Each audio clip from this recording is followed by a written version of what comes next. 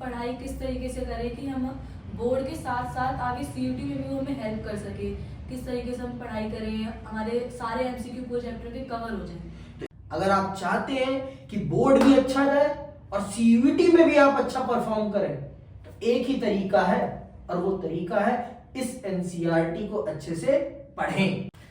नमस्कार, मैं अंकित यादव आप सभी का स्वागत करता हूं सृष्टि ज्ञान केंद्र में, जहां हम चल रहे हैं आने वाली परीक्षाओं में कौन से प्रश्नों पर अधिक ध्यान दें, खास करके पॉलिटिकल साइंस के विषय में। यहाँ पर मौजूद हैं दो हमारे होनहार विद्यार्थी जो मुझसे पूछेंगे अपने मन के सवाल कि भैया कौन से प्रश्न ऐसे हैं और कौन से वो अध्याय हैं जिनको हम सबसे बेहतर तरीके से पढ़ें, जो सिलेबस से कट गए हैं।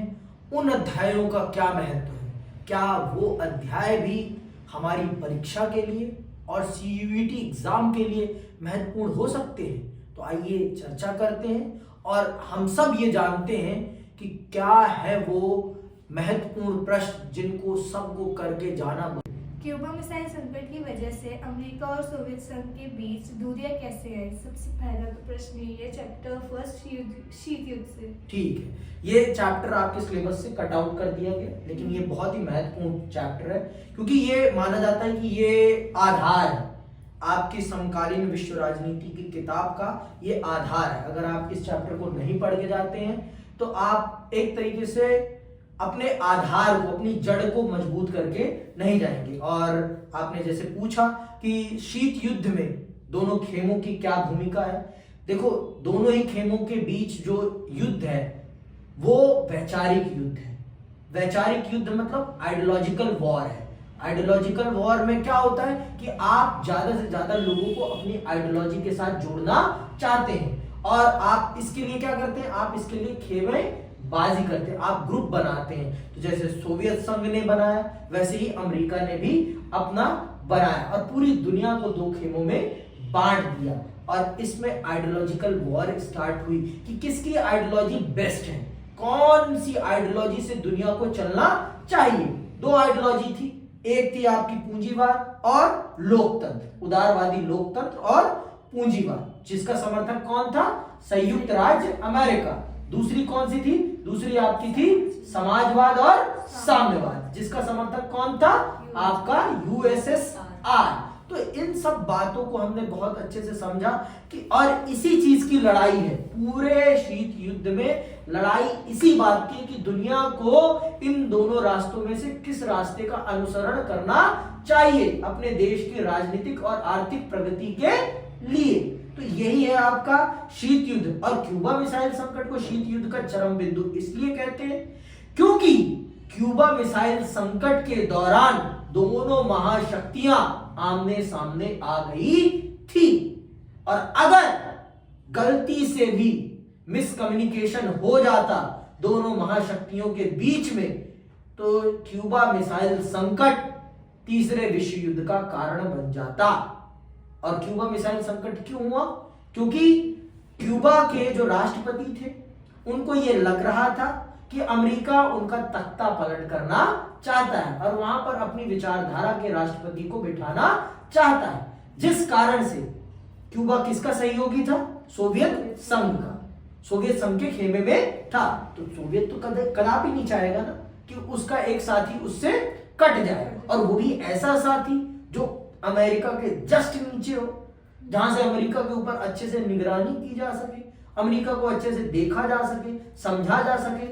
और वहां ऐसे साथी को लूज करना अमेरिका के सोवियत संघ के लिए बहुत ही नुकसानदेह हो जाता है। तो इसीलिए जब उसको इस बात का पता चला कि अमेरिका ऐसे करने वाला है तो उससे पहले ही उसने वहां पर अपनी न्यूक्लियर मिसाइल्स को भेज दिया और पूरे क्यूबा को एक सैनिक संगठन के तौर पर तब्दील कर दिया। और जब अमेरिका को इस बात का पता चला तो अमेरिका की भी सिट्टी पिट्टी गुल हो गई। क्यों गुल हो गई, क्योंकि उनके घर के नीचे परमाणु हथियारों से लैस हथियार खड़े थे और परमाणु हथियार से क्या नुकसान होता है अमेरिका इस बात को बहुत अच्छे से जानता था, क्योंकि उसने ही सबसे पहले परमाणु हथियार का प्रयोग करके दुनिया के एक देश को बर्बाद किया था।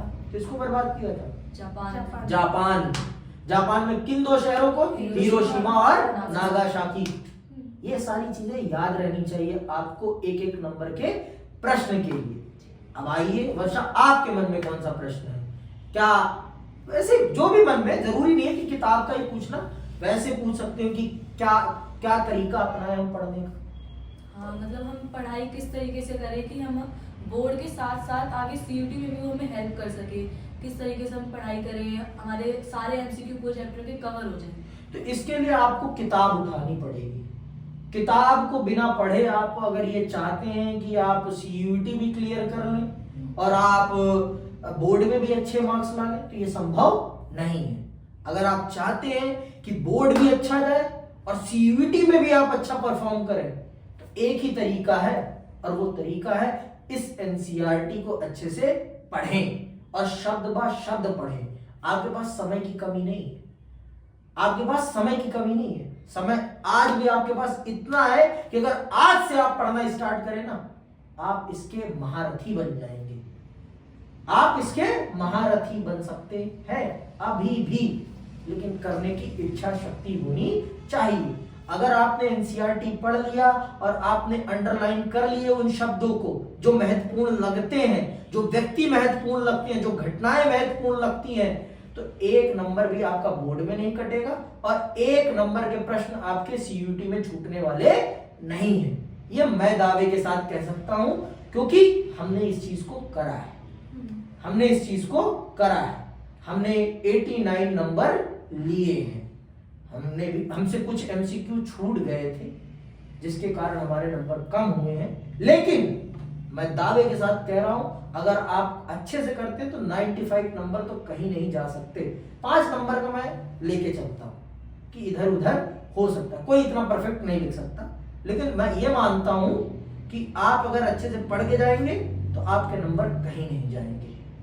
मेहनत कभी खराब नहीं जाती, ये प्रमाणित है। मेहनत अगर आप अच्छे से करेंगे तो मेहनत खराब नहीं जाने वाली है। इस बात की एश्योरिटी मैं देता हूं।